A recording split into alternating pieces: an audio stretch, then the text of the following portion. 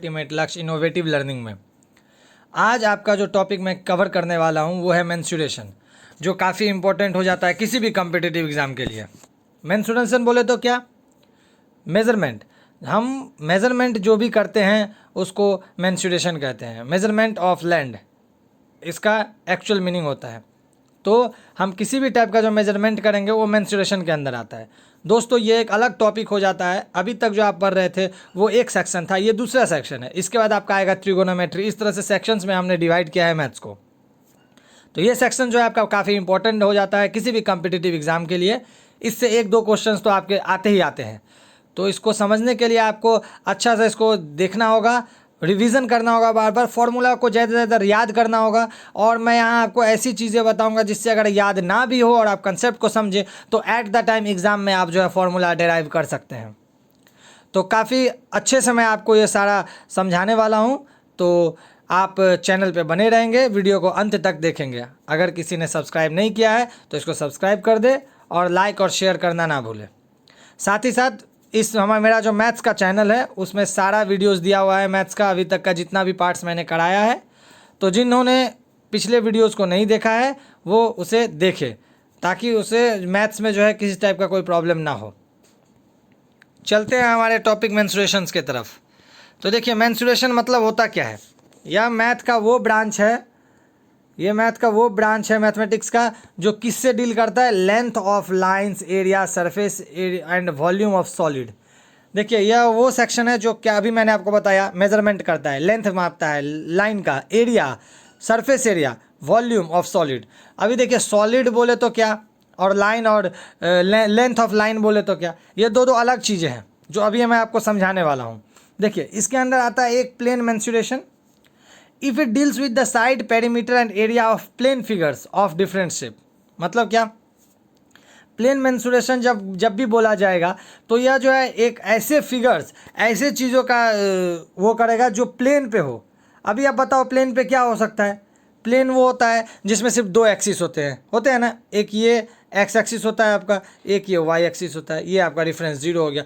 तो इस प्लेन पे जो, या एक पेपर पे जो हमें जिसको हम दर्शाते हैं उसको बोलते हैं प्लेन मेंसुरेशन। तो इसमें क्या क्या आ सकता है आपका? ट्राइंगल आ सकता है, रिक्टेंगल आ सकता है, फिर आपका स्क्वायर आ सकता है, ये सब आ सकता है। क्यों? अच्छा दोस्तों, हम जानते हैं 2D और 3D। आप मूवी में जाते होगे तो कभी देखते हो कि हाँ ये मूवी 3D में है। तो इसका क्या मतलब होता है? तो जो 3D होता है ना दोस्तों, उसमें 3 एक्सिस होता है, X axis, Y axis and Z axis. यानी आप जो है उसको रियल वर्ल्ड में, रियल में आप उसको फेस कर पाओगे, मतलब आपको ऐसा लगेगा कि वो आपके सामने हो रही है।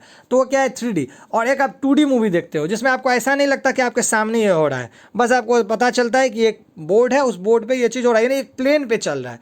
तो यही डिफरेंस यहाँ भी है। तो ये जो डिफरेंट फिगर्स है ना, इसको हमने 2D और 3D सेक्शंस में बांटा है। तो जो 2D सेक्शंस होता है वो होता है प्लेन मेंसुरेशन, जो जैसे मैंने आपको बताया, जिसमें क्या क्या आते हैं? ट्राइंगल, त्रिभुज, रेक्टेंगल, ठीक है, वर्ग, स्क्वायर वर्ग, ठीक है, आयत हो जाता है रेक्टेंगल।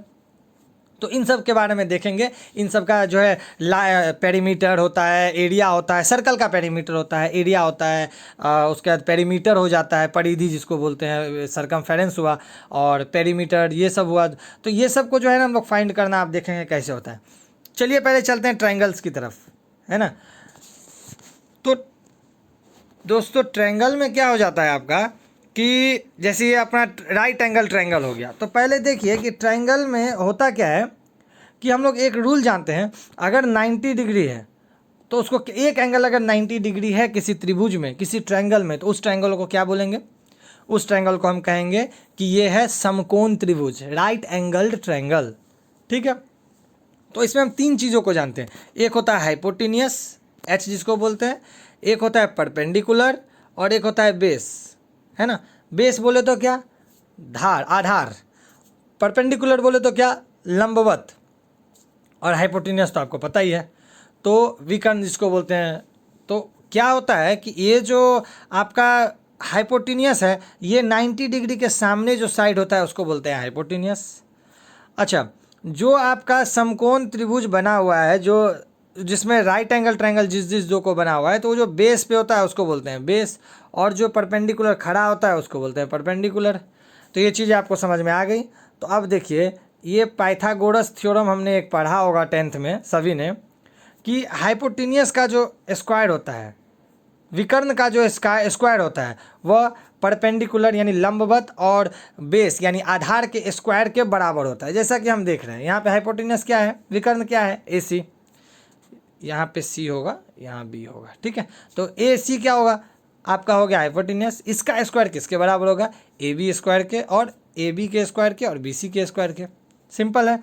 अभी देखिए हम यहाँ पे एक एग्जांपल ले लेते हैं जिसमें विकर्ण 5 है, लंब 4 है और आधार 3 है।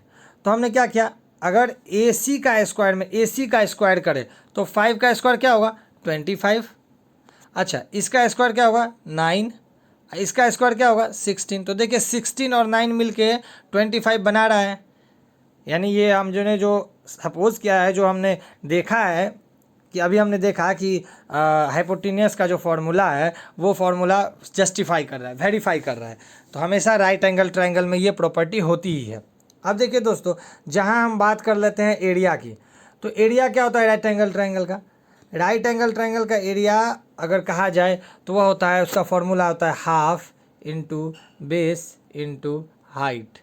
ठीक है दोस्तों, मैं ट्रिगोनोमेट्री में जब जाएंगे तब भी आपको इसी ट्रायंगल का जो है यूज़ पड़ेगा, वहाँ पे ट्रायंगल का ही यहाँ पे यूज़। तो यहाँ पे अगर आप इस ट्रायंगल को अच्छे से समझ ले तो आगे आने वाले चैप्टर में आपको अच्छा होगा।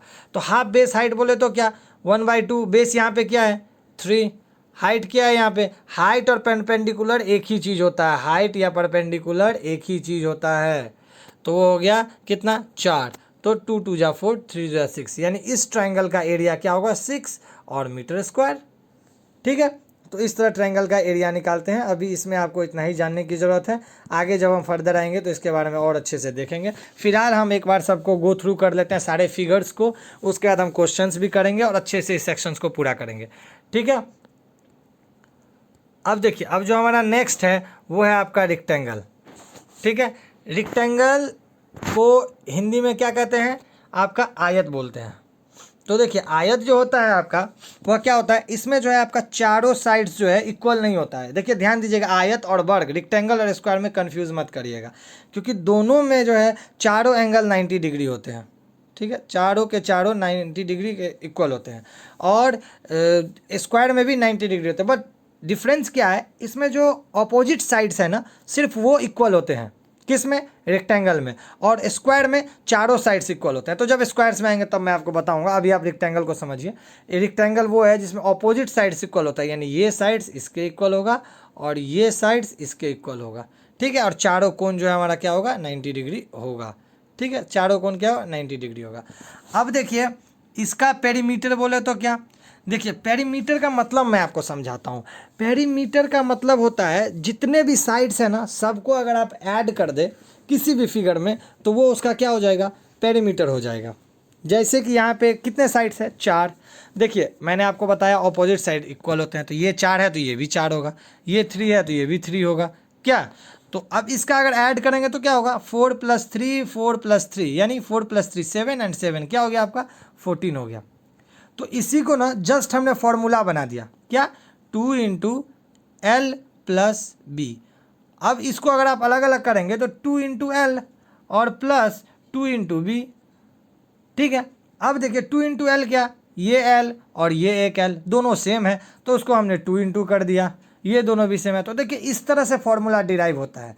तो मैंने जैसे आपको बताया कि आपको फॉर्मूला रटने की ज़रूरत नहीं है, आप प्रैक्टिस करेंगे फॉर्मूला के साथ आपको समझ में आ जाएगा। और उसके अलावा जो है मैं आपको कॉन्सेप्ट बता रहा हूँ, उसके थ्रू भी आप निकाल सकते हैं। जैसे पेरीमीटर बोले तो क्या, तो पेरीमीटर बोलने का मतलब हो जाता है आपको कि सारा साइड्स को आप ऐड कर दें, जैसा कि यहाँ हमने किया। तो पेरीमीटर आपको समझ में आ गया, पेरीमीटर ऑफ रेक्टेंगल क्या होता है, 2 × L + B। सेम चलते हैं यहाँ पे, एरिया ऑफ रेक्टेंगल क्या होता है, तो एरिया ऑफ रेक्टेंगल होता है, सिंपल होता है, L × B।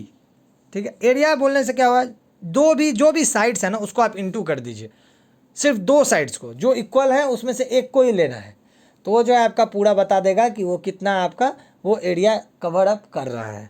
तो बस इसी चीज़ को हमको देखना है और हम देखेंगे कि ईजिली हम जो है फाइंड कर पा रहे हैं। ठीक है, चलिए अब हम चलते हैं अगले सेक्शंस की तरफ। ठीक है, अब देखिए यहाँ क्या है, यहाँ जो है अब आपका है कि थर्ड, उसी का थर्ड पार्ट में चलते हैं। लेंथ ऑफ रेक्टेंगल जो है, लेंथ ऑफ रेक्टेंगल और 4 है और ब्रेथ 3 है, ठीक है। तो पेरीमीटर तो हमने देख लिया कैसे फाइंड करते हैं, ठीक है। अब चलिए डायगोनल ऑफ ए रेक्टेंगल कैसे फाइंड करते हैं। तो डायगोनल ऑफ ए रेक्टेंगल जो हम लोग फाइंड करते हैं ना, वो है आपका सिंपल सा फॉर्मूला है कि आप जो रेक्टेंगल देख रहे थे उसमें क्या था, ये 4 था, 1 मिनट, हाँ ये 4 था आपका, ये 3 था आपका, ये वाला 3 था और ये विकर्ण था। तो आप देखिए क्या ये 90 डिग्री नहीं है। तो क्या ये एक ट्रायंगल फॉर्म नहीं होता है, होता है। तो इस ट्रायंगल में अगर हमको ये फाइंड करना हो तो किसके बराबर होगा, ये 4 है, ये 3 है, ये भी 3 है। तो ये क्या है, हाइपोटेनियस नहीं है। तो हाइपोटेनियस क्या हो जाएगा इसका, वही इसका स्क्वायर प्लस इसका स्क्वायर, यानी 3 का स्क्वायर 9, 4 का स्क्वायर 16, दैट इज 25 का अंडर रूट। तो ये क्या हो जाएगा, 5 हो जाएगा इसका। तो इस तरह से जो है हम क्या करेंगे, इसका डायगोनल फाइंड कर लेंगे, ठीक है। चलिए अब अगला सेक्शन देखते हैं, स्क्वायर। स्क्वायर क्या है आपका, सेम है रेक्टेंगल की तरह ही है, बट उसमें क्या है कि आपको चारों साइड्स इक्वल है। यहाँ पे सिर्फ उल्टा साइड्स इक्वल था, यहाँ पे चारों साइड्स इक्वल है।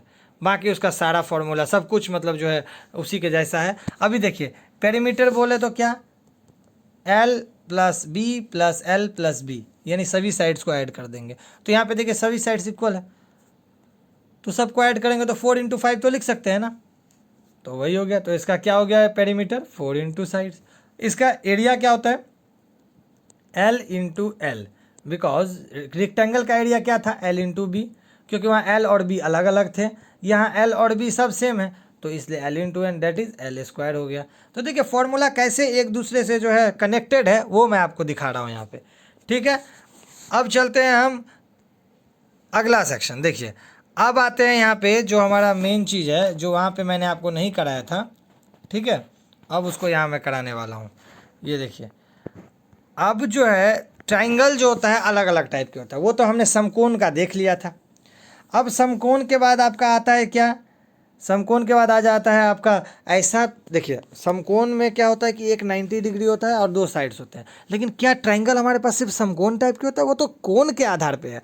अब अगर हम भुजा के आधार पे जाए तो ट्रायंगल कितने टाइप के होते हैं, एक होते हैं आपका आइसोसेलेस ट्रायंगल जिसमें 2 साइड्स इक्वल होते हैं, ठीक है, जिसको हम लोग क्या बोलते हैं, समबाहु त्रिभुज, सॉरी उसको बोलते हैं हम लोग द्विबाहु त्रिभुज। समबाहु किसको बोलते हैं, जिसमें सारा साइड्स इक्वल हो, इक्विलैटरल ट्रायंगल जिसको बोलते हैं।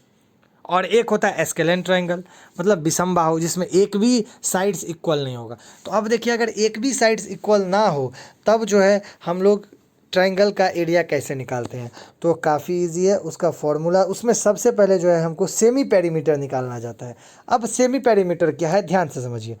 हमने पहले निकाला था पेरीमीटर, क्या करते थे, सभी साइड्स को ऐड कर देते थे। तो यहाँ भी हम क्या करेंगे, सभी साइड्स को ऐड करेंगे, सभी साइड्स को ऐड करेंगे तो क्या होगा, 6 + 8 + 10 कितना हुआ, 10 और 18 से 24, 24।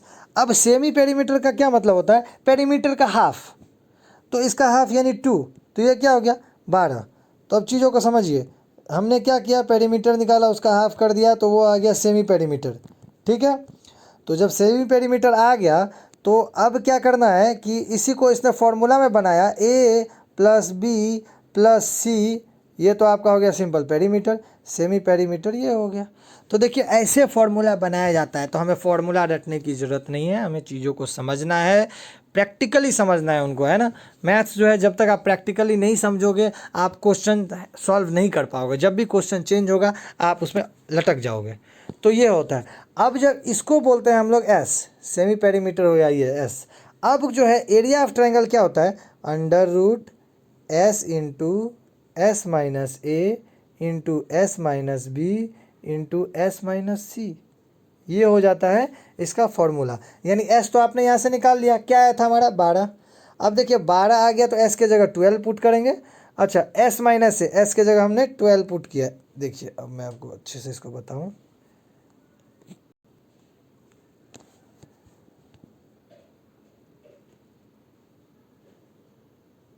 माफ़ कीजिएगा थोड़ा सा स्क्रीन चला गया इधर। अच्छा अब देखिए, तो यहाँ जो हम लोग कर रहे हैं, है ना, देखिए यहाँ ध्यान से देखिए,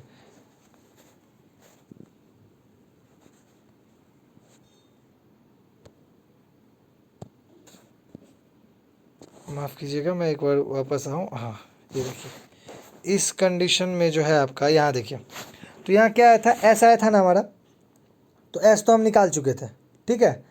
अब जब एस हमारा निकल गया तो अब कुछ नहीं करना है, एस के जगह यहाँ पे एस माइनस सी यहाँ है, देखिए। अब एस के जगह आप ये जो 12 आया था हमारा उसको पुट कीजिए, तो यहाँ 12 हो जाएगा। यहाँ क्या होगा, 12 माइनस ए यानी 12 माइनस 6 यहाँ पे क्या होगा, 12 माइनस 8 यानी 4, तो 12 इंटू 6 इंटू 4, और यहाँ क्या होगा, एस माइनस 6 यानी 12 माइनस 10 यानी 2। इसको आप अंडर रूट निकालेंगे तो आपके पास आंसर बन के आ जाएगा कि क्या है आपका एरिया ऑफ स्केलेन ट्रायंगल, विषम बाहु त्रिभुज का एरिया क्या होगा। तो इस अच्छा, ये जो मैंने root over s into s minus a, s minus b और एस माइनस सी आपको बताया था, इसी को क्या कहते हैं पता है, यही होता है हीरोन्स फार्मूला। इसको बोलते हैं हीरोन्स फार्मूला। ऐसे भी आप देख रहे हैं कि ये हीरो जैसा ही फार्मूला है, जहाँ इतना टफ है कि हम कैसे इसको फाइंड करें, वहाँ हम इजीली जो है एस निकाल के आराम से उसको फाइंड कर देंगे। तो इसलिए इसको क्या बोला जाता है, हीरोन्स फार्मूला। याद रखिएगा, जब भी आइसोसेलेस ट्रायंगल या फिर स्केलेन ट्रायंगल हो तो उसको इसी तरह फाइंड करते हैं, ठीक है। चलिए, अब है एरिया ऑफ इक्विलेटरल ट्रायंगल। तो इक्विलेटरल ट्रायंगल का एरिया हम लोग कैसे फाइंड करते हैं, अब वो देखेंगे। इक्विलेटरल ट्रायंगल में जो है ना आपका ये तीनों साइड्स इक्वल है, यानी तीनों एंगल भी इक्वल है। तो इसमें क्या करते हैं ना, एक लंब डालते हैं बीच में, डाल दिए। अब ये दोनों देखिए राइट एंगल ट्रायंगल बन गया। अब हम सीधा फॉर्मूला लगाएं कि वो राइट एंगल ट्रायंगल का फॉर्मूला क्या होता है, हाफ बेस इंटू हाइट।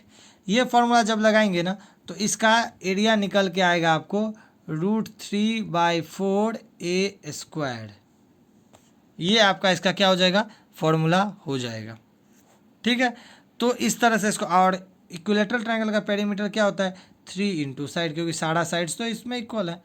तो ये इसका फॉर्मूला होता है, ठीक है। आपको सारा फार्मूला का एक पीडीएफ मिल जाएगा, जहाँ पे आपका सारा फार्मूला एक साथ मिल जाएगा। इसके लिए आप टेलीग्राम चैनल को ज्वाइन करें, वहाँ आपके लिए जो है मैंने पूरा एक साथ जो है सभी फार्मूला को वहाँ दे दिया है। तो वहाँ से आपको ईजिली फाइंड हो जाएगा कि, और आपको एक जगह मिल जाएगा। बाकी कंसेप्ट और चीज़ें आप यहाँ समझिए।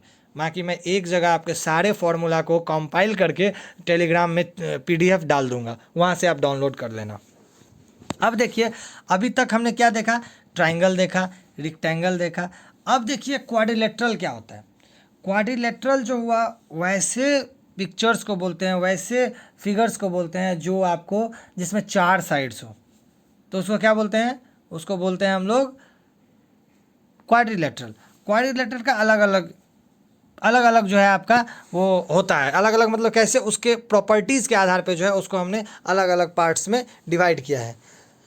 जिसमें पहला पार्ट है आपका पैरेललोग्राम। पैरेललोग्राम क्या होता है कि जिसमें जो है ऑपोजिट साइड्स जो है पैरेलल होगा, ठीक है। ऑपोजिट साइड्स पैरेलल होगा और इक्वल होगा। पैरेललोग्राम जब भी बोला जाए तो ऑपोजिट साइड्स इक्वल होगा और साथ ही साथ पैरेलल होगा, ठीक है। क्या होगा, इक्वल और पैरेलल, याद रखिएगा। तो उस केस में जो है एरिया ऑफ पैरेललोग्राम क्या होता है, सिंपल बेस इंटू हाइट। अगर ये पैरेललोग्राम है तो ये बेस और ये हाइट जो है उसका क्या हो जाता है, एरिया। और पेरीमीटर क्या होता है, जस्ट आपका ट्रायंगल की तरह 2 इंटू L+B, ठीक है। समझ में आ गया। चलिए, पैरेललोग्राम के बाद जो आता है आपका वो है रोम्बस। रोम्बस जो है वो पैरेललोग्राम की तरह ही होता है, लेकिन उसमें क्या होता है, सभी साइड्स जो है वो इक्वल होता है, ठीक है। तो इस कंडीशन में रोम्बस का जो पेरीमीटर होता है वो 4 इंटू साइड होगा, स्क्वायर के तरह। देखिए पैरेललोग्राम कहीं ना कहीं मिलता जुलता है आपका रेक्टेंगल के तरह, लेकिन उसमें एंगल 90 डिग्री नहीं होता है, किसमें, पैरेललोग्राम में। बाकी सब आपका इक्वल होता है।